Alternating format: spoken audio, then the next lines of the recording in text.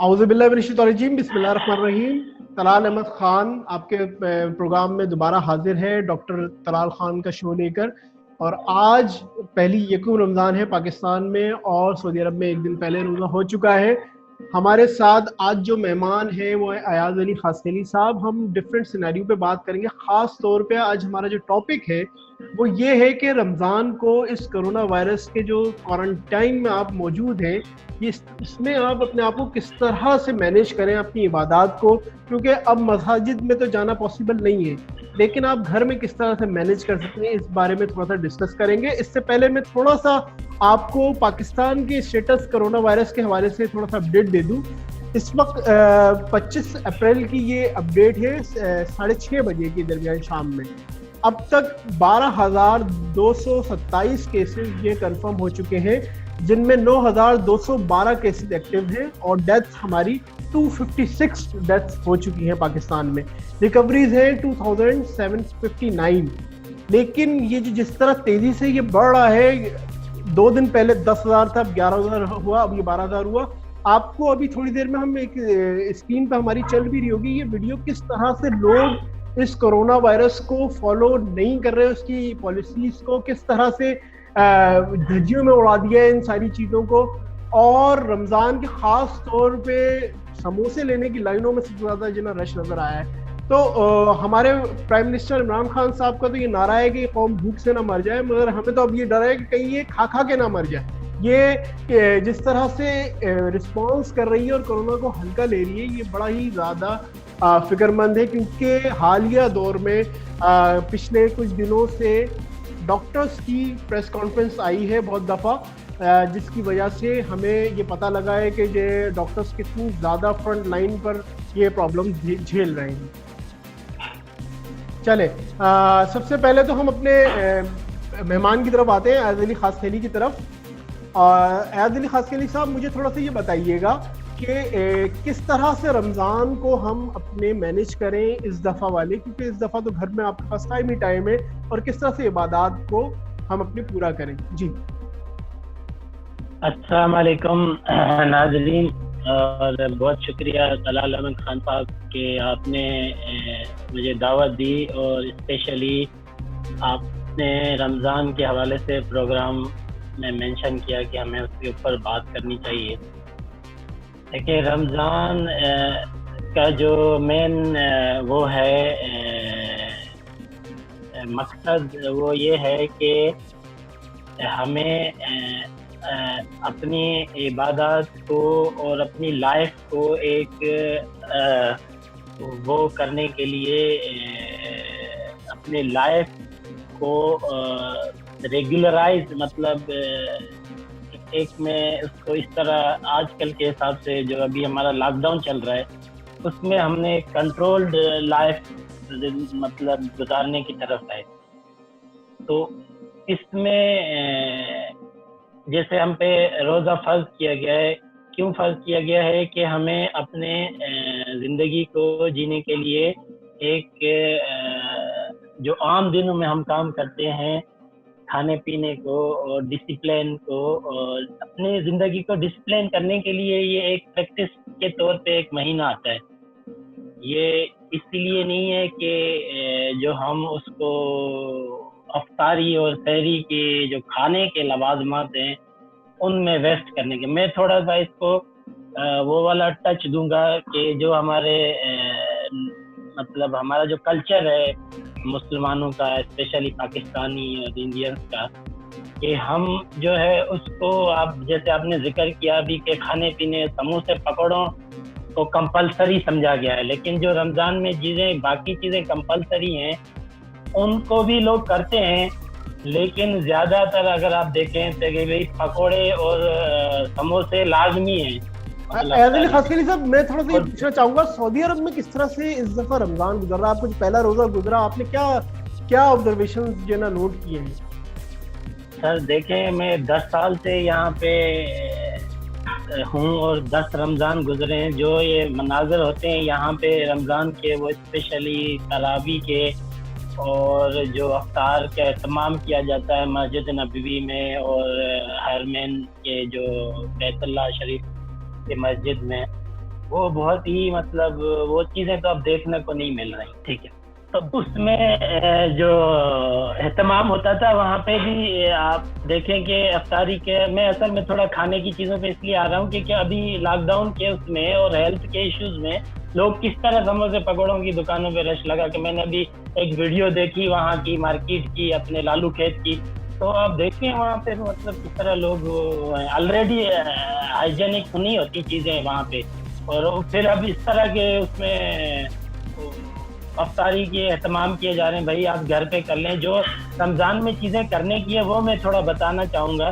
کہ روزے میں قرآن جو ہے, قرآن اور زکوٰۃ اور فطرات اور رسول صلی اللہ علیہ وسلم کے کیا اعمال تھے وہ میں تھوڑا بتانا چاہوں گا آپ کو. جی جی بالکل. اور روزے کا بیک گراؤنڈ کہ روزے کی جو ہے میں تھوڑا پہلے جیسے سورہ بقرہ میں یا ایھا الذین آمنوا کتب علیکم الصیام کما کتب علی الذین من قبلکم لعلکم تتقون, اے ایمان والو تم پر روزے رکھنا اس طرح فرض کیا گیا ہے جس طرح تم سے پہلی دوسری امتوں پہ فرض کیا گیا تھا تاکہ تم پرہیزگار بنو. تو مین چیز ہے پرہیزگاری. اب پرہیزگاری میں اور اس کی میں فردر آتا ہوں کہ عبادات اور پرہیزگاری کیا ہے. اور اللہ تعالیٰ ایک حدیث ہے کہ اللہ تعالیٰ فرماتا ہے آدمی کے سب اعمال اس کے لیے ہیں, مطلب جو اعمال انسان کرتا ہے وہ اس کے لیے, لیکن روزہ خاص میرے لیے اور میں خود اسی کا اجر دوں گا. یہ بہت بڑی مطلب حدیث ہے. دوسرا یہ ہے کہ دوسری ایک حدیث ہے, روایت ہے, رسول صلی اللہ علیہ وسلم نے فرمایا کہ روزے رکھو کیونکہ کوئی عمل ایسا اس جیسا نہیں. تو پھر ایک صحابہ نے دوسری دفعہ پوچھا کہ یا رسول اللہ صلی اللہ علیہ وسلم مجھے کوئی ایسا عمل بتائیں کہ حکم دیجئے مجھے کسی نیک عمل کا. تو رسول نے پھر بتایا کہ روزے رکھو کیونکہ کوئی عمل اس جیسا نہیں ہے. اب آپ اس سے اس کو روزے کی اہمیت کا اندازہ لگا سکتے ہیں. اور پھر ایک اور جگہ روزہ تمہیں عذاب الہی سے اس طرح بچاتا ہے جس طرح ڈھال تمہیں لڑائی سے بچاتی ہے. ماشاءاللہ, گڈ. جی جی عادل خاتری صاحب, میں آپ کی بات کو ذرا مقتدا کروں گا. ایک اور چیز ہمیں پتہ لگی ہے کہ سعودی عرب میں ایک ٹرینڈ چل رہا ہے ایک حدیث کے مطابق, وہ یہ کہ 12 مئی تک نبی کریم صلی اللہ علیہ وسلم کی ایک حدیث کو کوٹ کیا جا رہا ہے مسلم شریف کی غلط انداز میں کہ 12 مئی تک یہ وائرس ختم ہو جائے گا. اچھا, جب ہم اس کی ڈب میں گئے تو وہ ایک جنا اس طرح سے حدیث نہیں جس طرح سے اس کو پریزنٹ کیا جا رہا ہے. وہ پھلوں کے بارے میں کہ اگر آپ جنا پھل سوریا تارا کو دیکھ کے آپ جنا پھل کی کاشت کریں, اس کو فروخت کریں, تب جو ہے اسی حساب سے سوریا تارا کو دیکھ کے, تو انہوں نے اس سے اخذ یہ کر لیا کہ کیونکہ سوریا تارا کو کہا گیا تو ہر قسم کی آفت کا جو ورڈ ہے اس کو انہوں نے لے لیا کہ جو ہے نا وائرس کی طرح سے کوئی چیز ہو, اور جو ہے نا وہ اب جو ہے نا ہمیں ریلیشن ہے. حالانکہ ایسا نہیں, اس کا بیک گراؤنڈ حدیث کا کچھ اور ہے. ہم اس چیز پہ ریسرچ تو کرتے نہیں ہیں, لیکن ہم ایک عجیب طرح کی حدیث کو جو ہے نا معنی میں پیش کر کے اس کو توڑ مڑوڑ کے جو ہے نا آگے پھیلا دیتے ہیں, جس میں سعودی عرب میں خاص طور پہ اس بارے میں بڑا ہی زیادہ جو ہے نا چرچا ہو رہا تھا, جس کی ہم وضاحت کرنا چاہیں گے. اس وقت آپ کی اسکرین پہ ہم وہ حدیث شریف بھی چلا رہے ہیں جس کے لفظی معنی آپ کو اور آپ کو بیک گراؤنڈ جس طرح ابھی بتایا ہے لفظی معنی اس کے بالکل چینج ہے. اچھا جی, عادل خاتری صاحب, آپ کو ہم تھوڑا سا کہیں گے کہ یہ جو آپ ابھی روزے کے بارے میں ہمیں قرآن اور حدیث کی روشنی سے ہمیں بتا رہے تھے, تھوڑا ہمیں اسے اور ڈیفائن کر کے ہمیں بتائیں گے تاکہ عوام کو یہ پتہ لگے کہ یہ روزہ کوئی ایک صرف فاقے کا نام نہیں ہے, بلکہ یہ روزہ تو آپ پر اس لیے فرض کیا گیا ہے کیونکہ آپ اس دین و دنیا میں سرخرو ہو سکے. تھوڑا سا بتائیے گا. اور جی دیکھیں, اس میں جو قرآن کی آیت ہے میں اسی کو کوٹ کروں گا کہ بھئی تم سے پہلے بھی, اس کا مطلب ہے پہلے جو امتیں تھیں ان پہ بھی روزے تھے, اب طور طریقہ ڈفرینٹ ہوگا, ٹھیک ہے, یا دن کتنے تھے, لیکن اس میں یہ کلیئر ہے کہ تاکہ تم پرہیزگار بن جاؤ. ٹھیک ہے, مین چیز یہ ہے کہ پرہیزگاری ہے. اب وہ پرہیزگاری کے اندر بہت ساری چیزیں آ جاتی ہیں, جو اعمال ہیں جو ہمارے پر فرائض ہیں ان کے کرنے کا طریقہ ہے, اور انسان کو اپنا لائف کو ڈسپلین کرنے کے لیے. اب آگے ایک اور حدیث میں ہے کہ جس شخص نے ایمان کے ساتھ اور ثواب کی نیت سے رمضان میں قیام کیا اس کے گزشتہ سارے گناہ معاف کر دیے جاتے ہیں. پھر آگے ایک اور حدیث ہے کہ سیدنا ابو ہریرہ رضی اللہ تعالیٰ عنہ فرماتے ہیں کہ اس ذات کی قسم جس کے ہاتھ میں محمد صلی اللہ علیہ وآلہ وسلم کی جان ہے، روزے دار کے منہ کی بو اللہ تعالیٰ کے نزدیک مشک کی خوشبو سے زیادہ پاکیزہ ہے۔ یہ ساری حدیثیں میں بیان کرنے کا مقصد یہ ہے کہ روزے کی امپارٹنس، مطلب جی بالکل۔ تو آگے ایک دو تین اور چیزیں ہیں جو میں بیان کرنا فرماؤں گا۔ رسول اللہ صلی اللہ علیہ وسلم کی عادت مبارک تھی۔ رسول صلی اللہ علیہ وسلم کیا کرتے تھے کہ جب رمضان کا آخری عشرہ داخل ہوتا تھا تو آپ رات کو جاگتے اور ساتھ میں گھر والوں کو بھی جگاتے اور عبادت میں نہایت ہی کوشش کرتے اور کمر ہمت باندھ لیتے۔ حضرت سیدہ عائشہ رضی اللہ عنہ فرماتی ہیں کہ رسول اللہ صلی اللہ علیہ وسلم رمضان کے آخری عشرے میں عبادت میں جتنی کوشش کرتے تھے کہ دیگر دنوں میں اتنی کوشش نہیں کرتے تھے۔ مطلب سب سے زیادہ وہ مطلب اکثر حدیثوں میں کہ کمر باندھ لیتے تھے، وہ صدقہ بھی اس طرح کرتے تھے، عبادت بھی اس طرح کرتے تھے، اور مطلب تیاری کرتے تھے صحابہ اس کے لیے، رمضان کے لیے، کہ اس کی دعا بھی ہے کہ اللہ بلغنا، اللہ ہمیں رمضان تک پہنچا دے۔ مطلب اس کی اپرچونٹی، رمضان کو ایک اپرچونٹی کے طور پہ لیتے تھے، ناٹ کے وہ جو ابھی اللہ معاف کرے ہم بس وہ افطار کے اہتمام میں کچھ ویڈیوز دیکھ رہا تھا سوشل میڈیا پہ پاکستانی خواتین کی کہ وہ ٹریڈیشنل کہ ہم نے یہ اتنے روزوں کا سامان تیار کر لیا، فریج بھر لیے۔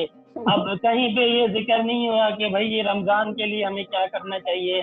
قرآن مطلب ایک نیکی، اگر قرآن کے ایک الفاظ الف لام میم ایک الفاظ پہ 10 نیکیاں ہیں تو وہ 70 گنا ہو جاتی ہے رمضان میں۔ تو آپ اندازہ کریں کہ ایک قرآن کی اس میں الف لام میم پہ آپ کتنے 70 ایک الفاظ پہ وہ 700 نیکیاں ہو گئی۔ تو یہ نہیں کہ ہم قرآن کا اہتمام کریں۔ میں قرآن پہ بھی آؤں گا کہ قرآن کیوں ضروری ہے اور قرآن کو کس طرح پڑھنا چاہیے، اور منیمم ہمیں کیا اس رمضان میں لاک ڈاؤن کے اس میں ہم کتنا اس کو یوٹیلائز کر سکتے ہیں۔ بھائی اگر ہم ساری عمر کمانے کا اس میں لگے ہوئے ہیں تو ٹھیک ہے، وہ اب مطلب انشاءاللہ تعالیٰ کو عمران خان صاحب کو یہ فکر نہیں ہونی چاہیے، انشاءاللہ تعالیٰ کوئی بھوکا نہیں مرے گا۔ مطلب علی خاصخیلی صاحب آپ کو یہاں پر ایک اور بات بتاتے رہے، پاکستان کے جو تاجر برادری ہے ان کا تو سیزن نکلا جا رہا ہے، وہ تو اس لیے پریشان ہوئے ہوئے کہ یہ سیزن نکل گیا تو ہماری جو خرید و فروخت کا جو سب سے ٹاپ کا ٹرینڈ ہے وہ ختم ہو جائے گا۔ جی بالکل، یہ ایک انسان کی لالچ ہے۔ ایک میں ابھی پڑھ رہا تھا سورہ بقرہ میں، ابھی مجھے ایگزیکٹ آیت نمبر یاد نہیں ہے، کہ ہم جس کو جتنا رزق چاہے وہ دے دیتے ہیں۔ اب یہ ایمان کا ہمارے مسئلہ ہے، ٹھیک ہے، کہ اب جب ایک رزق لکھ دیا ہے وہ ملے گا ٹھیک ہے، انسان ہے، ہمیں بھی ہوتا ہے، آپ کو بھی ہوتا ہوگا، ہر انسان کی ایک فطرت ہے، پریشانی ہوتی ہے کہ بھائی پتہ نہیں کیا ہوگا، ٹھیک ہے، یہاں تک تو ٹھیک ہے۔ لیکن اب اس کو لے کے بیٹھ جانا کہ بازاریں کھول دو، اور مسجد تراویح کا مسئلہ ایک ہے، میں اس پہ بات تھوڑا بعد میں کروں گا، لیکن یہ کہ بازاروں کا مین مسئلہ ان کو یہی ہے، منافع خوری کرتے ہیں۔ مطلب باقی دنیا میں کہیں نہیں یہ ہوتا کہ رمضان میں آفرز آتی ہیں، ابھی بھی یہاں پہ آفرز آئی ہوئی ہیں اس طرح کی سچویشن میں کہ بھائی رمضان کے یہاں پہ سپر مارکیٹ میں۔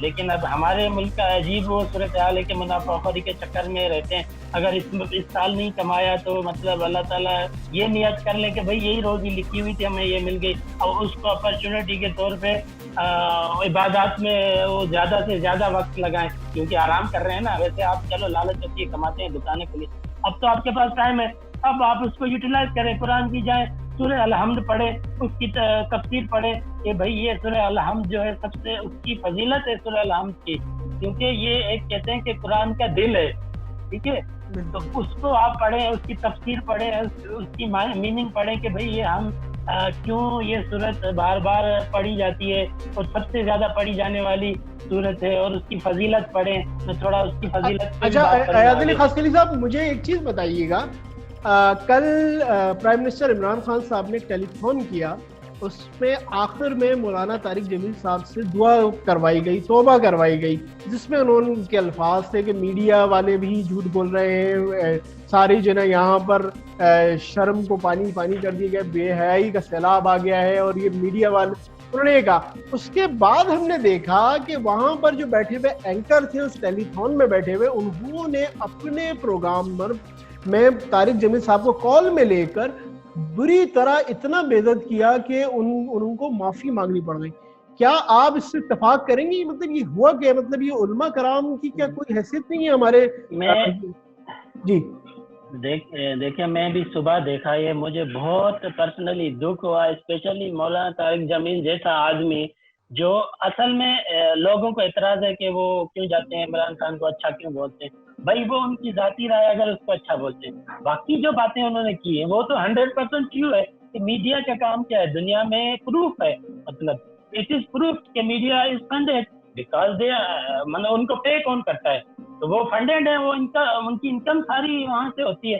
تو وہ تو ڈیفینیٹ، اس میں تو کوئی ڈاؤٹ نہیں ہے. آپ اگر اس کو سیاسی طور پہ بھی دیکھ لیں اور اس کے پبلکلی بھی دیکھ لیں کہ پبلک بھی یہی کہتی ہے اور ہر سیاسی پارٹی بھی یہی کہتی ہے کہ یہ ہمیں یوز کیا گیا میڈیا کو. وہ بھی یہی کہتے ہیں نا، پی ٹی آئی بھی یہی کہتی ہے کہ میڈیا کو یوز کیا، پیپلز پارٹی والے بھی یہی کہتے ہیں کہ میڈیا کو ہمارے خلاف یوز کیا، نون لیگ والے بھی یہی کہتے ہیں. اب بات آگے کہ جھوٹا انہوں نے کہا کہ جھوٹ بولتے ہیں. تو اب فار ایگزامپل آپ جا رہے ہیں مارکیٹ میں تو کوئی بلاتا ہے کہ احمد، کوئی بلاتا ہے کہ کوئی آواز دیتا ہے کسی اور بندے کا نام لے کے کہ، تو وہ اس کی جو آپ اس کو کام نہیں دھرتے، لیکن کوئی بولتا ہے طلال احمد تو آپ پیچھے فوراً مڑ کے دیکھتے ہیں. تو مولانا صاحب نے جھوٹا کہا نا تو فوراً حامد میر اور مالک اور دوسرے وہ فوراً، کیوں باقی سارے صحافی نہیں بول رہے لیکن چند جو صحافی ہیں انہوں نے فوراً ریئیکٹ کرنا شروع کر دیا، ٹویٹ کرنا، پروگرام کر دیا.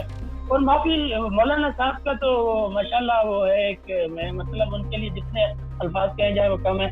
تو فوراً وہ واقعی گٹر، ہمارا میڈیا گٹر میڈیا، یہ کیونکہ وہ جھوٹے کو، جیسے کسی جھوٹے کو بلایا جاتا ہے نا نام لے کے کہ وہ جھوٹے ادھر آؤ، تو وہ فوراً یہی صحافی، چند صحافی جو ہے وہ بھاگے جو ہے. نہیں، یہ میرے خیال میں طارق جمیل صاحب کی دعا ہی انہی منافقوں کے لیے تھی جو کھل کے ایکسپوز خود ہو گئے. ہاں جی بالکل، اور کوئی ڈاؤٹ ہی نہیں ہے کہ میڈیا جھوٹا ہے، اس میں تو کسی کی دو رائے نہیں ہے. لیکن حکومت، کسی بھی کنٹری کی میڈیا، سب بھی یہی کہتے ہیں کہ بھی میڈیا، ایون یو ایس کے میڈیا جو ہے وہ مطلب ٹرمپ خود بولتا ہے، مطلب دنیا world wide there is no doubt in, مطلب اس میں کوئی بات ہی نہیں ہے جو مولانا صاحب نے کی. اور پھر امت کے لیے جو ہماری قوم کے اعمال ہیں ان کے لیے بھی جو بات کی اس میں بھی کوئی ڈاؤٹ نہیں ہے، کوئی دو رائے نہیں ہے. سب یہی کہتے ہیں کہ چور حکمران ہے، چور وہ عوام ہے تو اس لیے حکمران بھی چور ہے. مطلب اس میں کوئی دو رائے نہیں ہے. اب عمران خان اگر ان کو بلا لیتے ہیں اور ان کو جانا چاہیے کیونکہ وہ اپنی بات پیش کر رہے ہیں میڈیا پہ آ کے، اپنا ایک تبلیغ ہی کر رہے ہیں نا، وہ دعا کر رہے ہیں. ایاز علی خاصخیلی صاحب، یہی سلسلہ پروگرام کا ہم رمضان میں ریگولر کرنے کی کوشش کریں گے، یا الٹرنیٹیو ڈیز میں اپنے جتنے بھی ہمارے ناظرین ہیں جو کہ آپ کے خاص طور پہ آپ کا تجزیہ بڑے شوق سے دیکھتے ہیں ہمارے پاس، تو میرے خیال میں ہم پروگرام کا وقت اب ختم کرتے ہیں، کیونکہ یہاں پر جو ابھی میں نے ٹائم بتایا تھا اسی کے مطابق یہاں پہ افطار کا ٹائم بھی ہوا چاہ رہا ہے. تو مجھے اور آپ کے جو مہمان ہیں ایاز علی خاصخیلی صاحب، ان کو اجازت دیجیے، اور ہم چاہتے ہیں کہ ہماری پروگرام سے آپ کی اصلاح ہو سکے اور جتنا ہم سے سامنے لے کر آ سکے اپنے یوٹیوب چینل دونوز کی طرف سے ہم لے کے آئیں. اپنا خیال رکھیے گا. اللہ حافظ.